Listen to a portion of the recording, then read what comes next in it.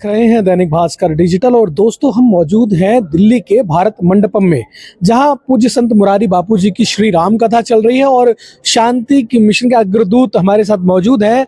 आचार्य लोकेश जी, क्या कहना चाहेंगे इस राम कथा के बारे में और शांति का जो आपने बीड़ा उठाया है मिशन, उसके बारे में? देखिए, पूज्य मुरारी बापू ने विश्व शांति केंद्र के उद्घाटन के अवसर पर विश्व शांति केंद्र मिशन के लिए 9 दिन की कथा दी थी और आज कथा का चौथा दिन होते होते ये मुझे लगता है कि मुकाम की ओर आगे बढ़ रही है कि दुनिया में शांति कैसे हो, दुनिया में जहां पर भी संघर्ष है, युद्ध है, वो समाप्त कैसे हो। और आज इस मंच से हमने देखा एक ब्रेकिंग न्यूज है ये कि रशिया के सांस्कृतिक सचिव उपस्थित हुए और उन्होंने माननीय पंजाब के राज्यपाल के साथ और पनामा के हमारे अम्बेसडर और पंजाब केसरी की संपादिका भी थी, और उन्होंने कहा कि भारत और रूस की मैत्री अटूट है, वो अविचल है, और भारत के साथ साथ रूस भी शांति की कामना कर रहा है, वसुदेव कुटुंब में विश्वास करता है। और मुझे लगता है कि इस दिशा में हम और आगे बढ़े तो एक दिन रशिया और यूक्रेन को साथ मिला करके कि कैसे जल्दी से जल्दी संघर्ष समाप्त हो,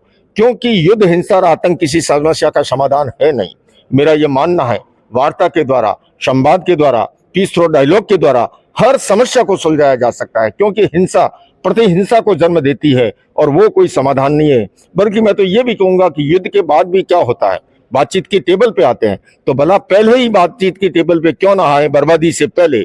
आज हम देख रहे हैं पूरी विश्व की इकोनॉमी प्रभावित हो रही है, मासूम बच्चे मारे जा रहे हैं। ऐसे के अंदर पूज्य बापू का जो संदेश है, और उन्होंने इसी संकल्प के साथ ये कथा दी थी कि तुम आगे बढ़ो और एक ऐसी कमेटी का निर्माण करो जिसका वैश्विक प्रभाव हो, और कहीं पर भी कॉन्फ्लिक्ट हो, कहीं पर भी संघर्ष हो, कहीं पर भी युद्ध हो, वो कमेटी उसके बारे में जो है एक भूमिका निभाए प्रमुखता से, और उस कॉन्फ्लिक्ट का, उस संघर्ष का, उस युद्ध का निवारण के वार्ता के द्वारा, संवाद के द्वारा।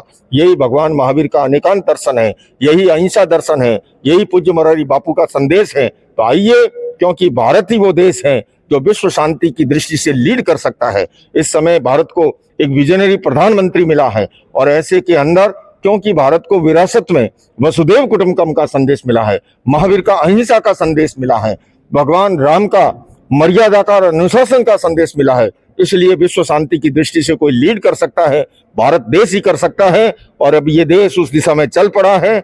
हम कामना करते हैं कि बहुत ही जल्दी इस विश्व के अंदर शांति होगी, सद्भावना होगी, समरसता होगी, प्रेम होगा, भाईचारा होगा।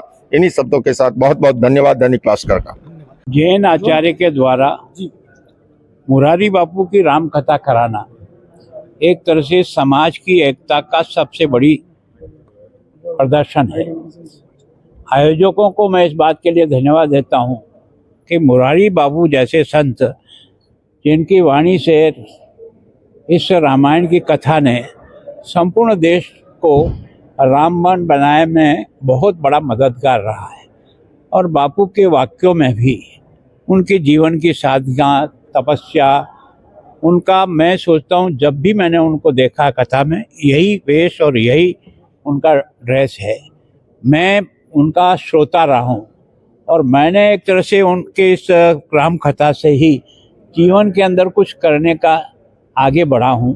तो ये वास्तव में जीवन निर्माण का भी काम करता है, राम से हमको जोड़ने का प्रयास करता है, राम के गुणों से हमको एक तरह से कैसे हम उसको पालन करते हुए जीवन में आगे बढ़ें।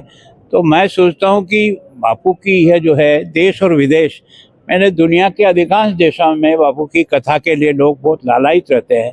मेरे हिसाब से शायद ये बापू की 1000 के लगभग अब तक राम कथाएँ हुई है, और मैं तो कई बार उस राम कथा में, मेरे ऐसे कई मित्र हैं जिनका जीवन बड़ा अजीब था, लेकिन बापू की राम कथा के बाद उनके जीवन में जो चमत्कारिक परिवर्तन हुआ है वो वास्तव में बताता है कि ये जो शब्द है ये कई बार जो है ना व्यक्ति के निर्माण में बहुत मददगार हो जाते हैं।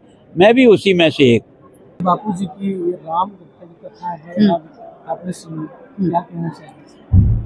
बापू जी की जो रामायण कथा है, आज इस युग में उसकी बहुत ज़रूरत है।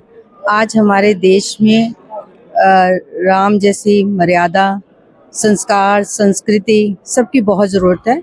और जिस तरीके से बापू सबको कहते हैं, सुनाते हैं, वर्णन करते हैं, वो दिलों को छू जाती है।